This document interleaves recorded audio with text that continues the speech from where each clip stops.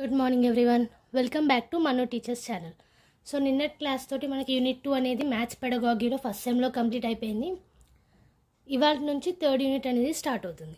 So సీటెట్లో పెడగాగీ గురించి కావాలనుకున్న వాళ్ళు ఈ వీడియోస్ నుంచి ఇంపార్టెంట్ పాయింట్స్ తీసుకోవచ్చు. బికాస్ పెడగాగీ అనేది మనకి బీఎడ్ మ్యాథ్స్ పెడగాగీ నుంచి ఇస్తారు కాబట్టి. సో మెయిన్లీ మనకి సిలబస్ అనేది తెలిసి ఉంటే ఇప్పుడు నేను చెప్పే పెడగాగీ క్లాసెస్లో ఏది ఇంపార్టెంట్ పాయింట్సో మీకే అర్థమైపోతుంది. ఒకసారి సిలబస్ అనేది చూడండి. సిలబస్ గురించి కూడా సీటెట్ సిలబస్ గురించి కూడా వీడియోస్ అనేటివి ఛానల్లో అప్లోడ్ చేశాను. ప్లేలిస్ట్ కూడా ఉంది సీటెట్కి సంబంధించిన ప్లేలిస్ట్. సో ఒకసారి అది చూస్తే మీకు ఈజీగా అర్థమైపోతుంది. సో ఇవాళ క్లాస్లోకి వస్తే మనకి యూనిట్ 3 ఏంటి, ఎయిమ్స్ ఆఫ్ లెర్నింగ్ మ్యాథ్స్. అంటే మ్యాథమెటిక్స్కి నేర్చుకోవడానికి ఎలాంటి ఎయిమ్స్ కావాలి, ఎలాంటి ఎయిమ్స్ ఉన్నాయి మ్యాథమెటిక్స్ని నేర్చుకోవడానికి. Okay, so nature of the మ్యాథమెటిక్స్లో మనం ఆల్రెడీ నేర్చుకున్న విషయం ఏంటి, మ్యాథమెటిక్స్ అనేది డైలీ లైఫ్లో ఉపయోగపడుతుంది మనకి. అండ్ మ్యాథ్స్ లేకుండా మన జీవనం అనేది కొనసాగదు. సో లేచినప్పటి నుంచి పడుకునేదాకా ఎవ్రీథింగ్ మనము క్యాల్కులేషన్స్ తోటే చేస్తాం. సో మ్యాథమెటిక్స్ అనేది చాలా ఇంపార్టెంట్. అందుకే చిల్డ్రన్కి కూడా చాయిస్ లేకుండా మ్యాథ్స్ అనేది ఫస్ట్ నుంచి చదువుకోవాలనేసి ప్రైమరీ లెవెల్ నుంచి మ్యాథ్స్ సబ్జెక్ట్ అనేది ఉంది. ఓకే, అండ్ ఇప్పుడున్న కాంపిటేటివ్ వరల్డ్, టెక్నికల్ వరల్డ్లో మ్యాథ్స్కి చాలా ఇంపార్టెన్స్ అనేది వస్తుంది. మనకి ఏ బ్రాంచ్ తీసుకున్నా అందులో మీకు మ్యాథ్స్ అనేది చాలా యూజ్ అవుతుంది, అవునా. సో ఆల్రెడీ నేను ఫస్ట్ యూనిట్లో సెకండ్ యూనిట్లో చెప్పినట్టు ఇప్పుడు మీరు సాఫ్ట్వేర్ అవ్వాలన్నా సరే, సాఫ్ట్వేర్ మీరు ప్రోగ్రామ్స్ చేసేటప్పుడు మ్యాథ్స్, బేసిక్ మ్యాథ్స్ వచ్చి ఉండాలి ప్రోగ్రామ్స్ చేయడానికి కూడా. సో మ్యాథ్స్ అనేది ఎక్కడ కూడా మనకి ఇంపార్టెన్స్ లేకుండానైతే ఉండదు. సో అంత ఇంపార్టెంట్ అయిన మ్యాథ్స్ కరికులంలో కూడా చాలా పటిష్టంగా ఉండాలి. అప్పుడే మ్యాథ్స్ నేర్చుకోవడంలో కూడా పిల్లలు ఇంట్రెస్ట్ చూపిస్తారు అండ్ వాళ్ళంతటా వాళ్ళే మ్యాథ్స్ నేర్చుకోవడానికి ముందుకొస్తారు. So aims of the maths కూడా మనకి నేచర్ ఆఫ్ ద మ్యాథమెటిక్స్ నుంచే వస్తాయి. సో మ్యాథమెటిక్స్ యొక్క నేచర్ మనకి తెలుసుంటే దాన్ని ఎలా నేర్చుకోవాలన్న దాని మీద మనం ఫోకస్ చేయగలుగుతాం. సో మ్యాథ్స్ నేర్చుకోవడంలో, మ్యాథ్స్ ఎడ్యుకేషన్లో మనకి 3 ఫ్యాక్టర్స్ అనేటివి చాలా ఇంపార్టెంట్. ఏంటది? ద లెర్నర్, అంటే ఎవరైతే మ్యాథ్స్ నేర్చుకుంటున్నారో వాళ్ళు. ద ఎన్విరాన్మెంట్, అంటే మ్యాథ్స్ నేర్చుకునే చుట్టూ సరౌండింగ్స్ కరెక్ట్గా ఉండాలి. అండ్ అలాగే ఆబ్జెక్ట్ ఆఫ్ లెర్నింగ్, ఎందుకు నేర్చుకుంటున్నాం అన్న దాని మీద కూడా మనకి అవగాహన అనేది ఉండాలి. ఓకే, సో ఏంటో 3 factors, the learner, the environment and the object of learning. Maths ఎడ్యుకేషన్కి ఇంపార్టెంట్ 3 ఫ్యాక్టర్స్ ఇవి. సో కరికులం అనేది చాలా ఇంపార్టెంట్ అని చెప్పాను కదా మ్యాథ్స్ లెర్నింగ్లో. ఆ కరికులం అనేది మనకి ఎక్కడి నుంచి వచ్చింది? ఎన్సీఎఫ్ ద్వారా వచ్చింది. సో ఎన్సీఎఫ్ అంటే ఏంటి? National curriculum framework. Okay, national curriculum framework వాళ్ళు ఇచ్చే కరికులమ్స్ని స్కూళ్ళల్లో పాటిస్తాం మనం. ఎందుకంటే వాళ్ళు ఎవ్రీథింగ్ చూసి దాని ప్రకారంగా కరికులం అనేది తయారు చేస్తారు. సో వాళ్ళు 2005లో ఒక స్టేట్మెంట్ అనేది ఇచ్చారు. ఏంటది? ట్రూ టు చైల్డ్, అంటే పిల్లలకి ఏమేం నీడ్స్ ఉన్నాయి, వాళ్ళు ఎలా నేర్చుకోవాలనుకుంటున్నారు, ఎలా నేర్పిస్తే వాళ్ళకి అర్థమవుతుంది, వాళ్ళని ఎలా ఎంగేజ్ చేయాలి, అలాగే రియల్ లైఫ్ సిచ్యువేషన్స్లో మనం చదువుకున్నది ఎలా అప్లై చేయాలి, ఇవన్నిటి మీద బేస్డ్ మనకి మ్యాథమెటిక్స్లో ఎడ్యుకేషన్ కరికులంకి ఇంకా ఇంపార్టెన్స్ కానీ లేకపోతే దానికి ఒక స్ట్రక్చర్ కానీ ఇస్తుంది. ఓకే, సో ఫస్ట్ నుంచి మనకి మ్యాథమెటిక్స్ అనేది ఒక నేచర్. దాని నేచర్ ఏంటి? మనకి ఏదైతే అవసరం ఉందో దాన్ని తీర్చడం మ్యాథమెటిక్స్ యొక్క నేచర్. అండ్ మ్యాథమెటిక్స్ని మనం కనుక్కున్నది కూడా ఎందుకు? మన అవసరాలను తీర్చుకోవడానికి.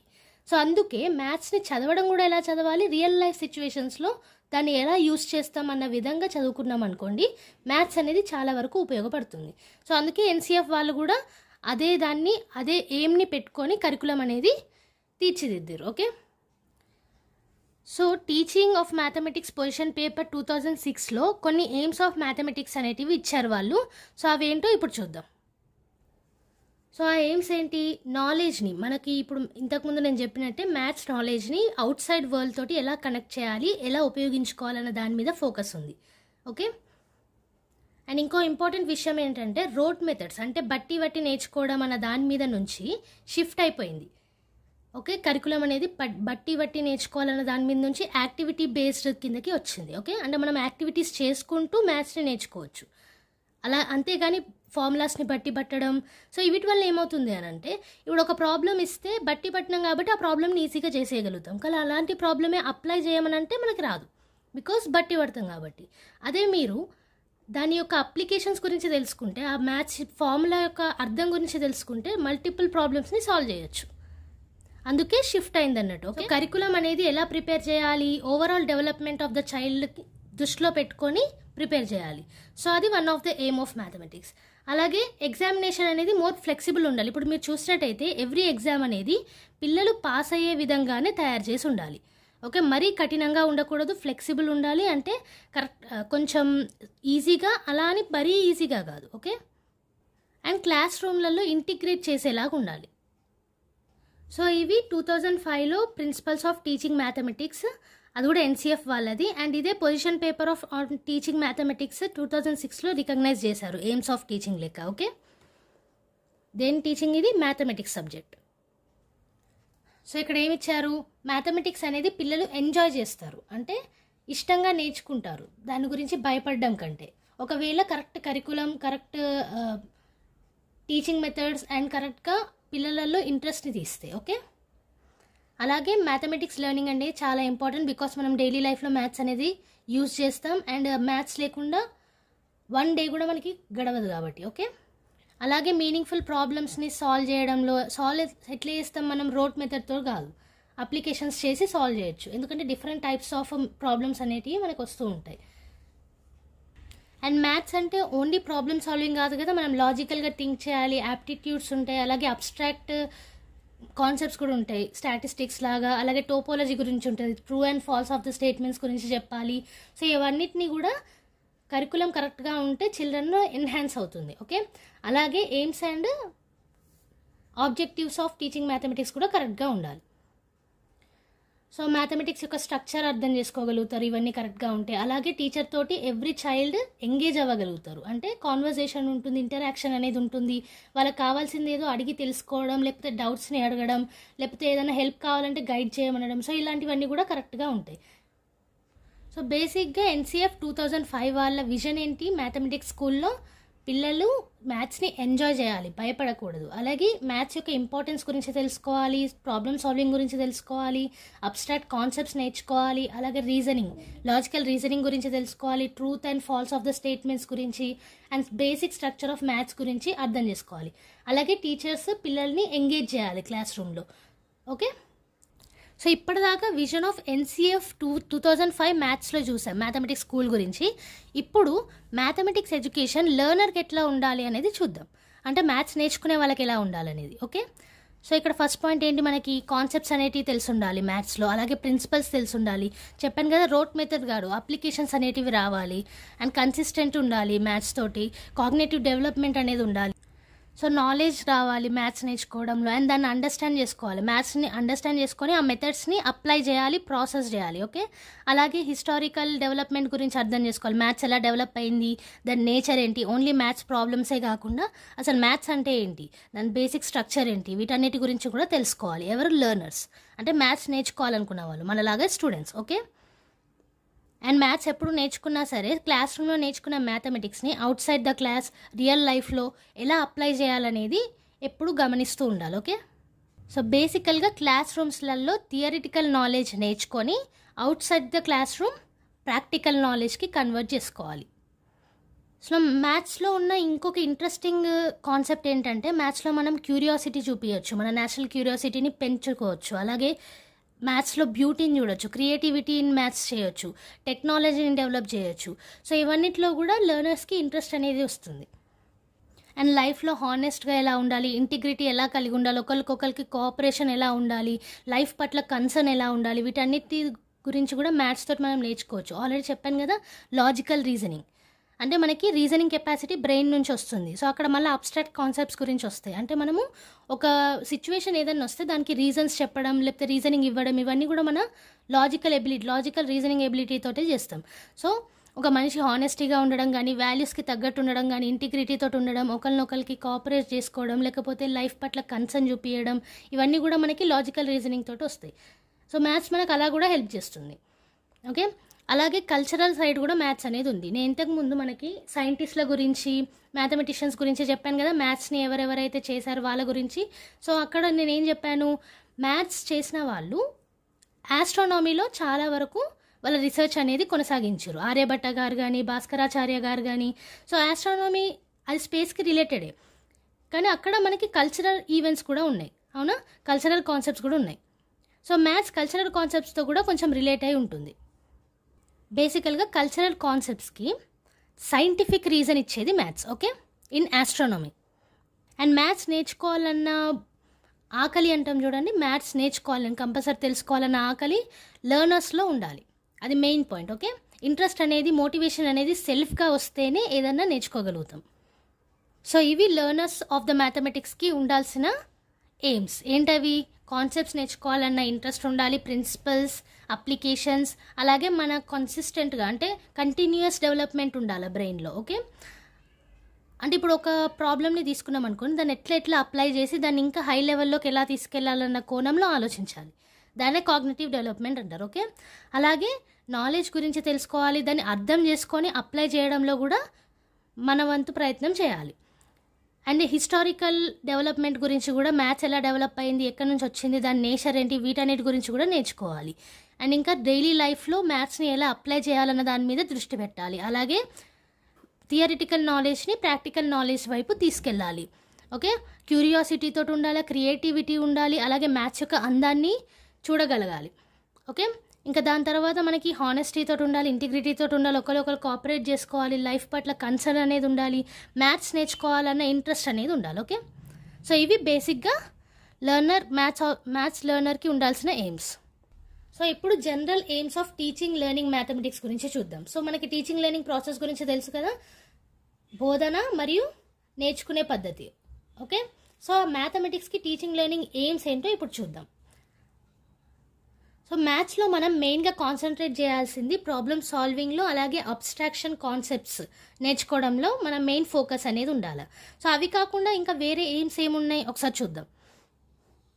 సో మనకు తెలిసిన విషయమే, మ్యాథ్స్ అనేది మన చుట్టూ కూడా ఉంది అండ్ వరల్డ్ వైడ్ ఉంది మ్యాథ్స్ అనేది. బికాస్ మ్యాథ్స్ లేకుండా 1 hour కూడా మనం ఉండలేము అని అంటే అంత necessary maths world wide. Okay, so ఆ మ్యాథ్స్ వరల్డ్ వైడ్ ఉన్నదనేది తెలిసిన విషయమే. సో అది మనకి అవగాహన అనేది ఉండాలి. ఓన్లీ మ్యాథ్స్ అంటే క్లాస్ రూమ్ పరంగానే కాదు, వరల్డ్ వైడ్ మన చుట్టూరా అల్లుకుపోయి ఉంది అని. ఓకే, మ్యాథ్స్ యొక్క యూస్ఫుల్నెస్, దానికి ఉన్న పవర్, దానికి ఉన్న బ్యూటీని రికగ్నైజ్ చేయాలి మనం.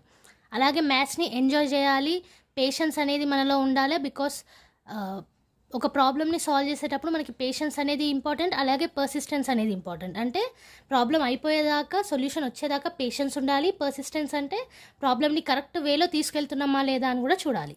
ఓకే, ఇప్పుడు సపోజ్ ఒక హార్ట్ బీట్ ఉందనుకోండి, మనకి హార్ట్ బీట్ ఎప్పుడు కూడా అప్ అండ్ డౌన్ వెళ్తూ ఉంటుంది. అలా కాకుండా కరెక్ట్గా వెళ్తే మనిషి చనిపోయినట్టు అని అంటారు. కానీ మ్యాథ్స్లో మనకి ఈక్వల్ లైన్ అనేది ఉండాలి. ఓకే, ఆ పర్సిస్టెన్స్ అనేది ఉండాలి ప్రాబ్లమ్ సాల్వ్ చేసేటప్పుడు. ఓకే, అండ్ ఆల్రెడీ నేను ఫస్ట్ యూనిట్లో నేచర్ ఆఫ్ ద మ్యాథమెటిక్స్లో మ్యాథమెటికల్ లాంగ్వేజ్ గురించి చెప్పాను.